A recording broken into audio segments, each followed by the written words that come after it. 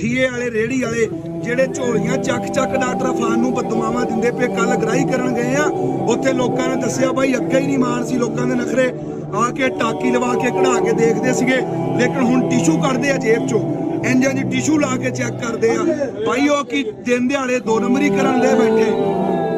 ਤੇਰੀ ਇੱਕ ਛੋਟੀ ਜੀ ਵੀਡੀਓ ਨੇ ਗਰੀਬ ਲੋਕਾਂ ਦਾ ਕਿੰਨਾ ਨੁਕਸਾਨ ਕੀਤਾ, ਉਹਨਾਂ ਦੇ ਬੱਚਿਆਂ ਦੀਆਂ ਬਦਦੁਆਵਾਂ ਲੱਗਣੀਆਂ ਤੈਨੂੰ। ਆ 3 3 6 3 9 12। ਅੱਛਾ ਦੂਜੀ ਗੱਲ, ਸਾਡੀ ਸਿਹਤ ਤੇ ਕੋਈ ਫਰਕ ਨਹੀਂ, ਸਾਡੇ ਕਾਰੋਬਾਰ ਤੇ ਕੋਈ ਫਰਕ ਨਹੀਂ। ਆ ਸਾਰੇ ਬਾਈ ਹੁਣੀ ਖੜੇ ਆ ਨਾ, ਮੈਂ ਇਹਨਾਂ ਨੂੰ ਦਬਕਾ ਮਾਰ ਕੇ ਕਹਿ ਦੂੰ ਜਿਹਨੇ ਲੈਣਾ ਲਓ, ਨਹੀਂ ਲੈਣਾ ਚਲੋ ਗਾਂ ਹੋਵੋ। ਜਿਹਨੇ ਇੱਥੋਂ ਇੱਕ ਢੇਰੀ ਲਿਜਾ ਕੇ ਬਾਈ ਸਾਰਾ ਦਿਨ ਧੁੱਪੇ ਸੜਨਾ ਨਾ, ਉਹਦੇ ਕੋਲ ਜਿਹੜਾ ਇੱਕ ਬੰਦਾ ਆਉਣਾ ਉਹ ਨਹੀਂ ਉਹਨੂੰ ਕਹਿ ਸਕਦਾ ਵੀ ਲੈਣਾ ਲੈ ਤੇ ਨਹੀਂ ਤਾਂ ਗਾਂ ਹੋ। ਉਹਦੀਆਂ ਸਾਰੀਆਂ ਗੱਲਾਂ ਸੁਣਦਾ ਵਿਚਾਰਾ ਚੁੱਪ ਕਰਕੇ।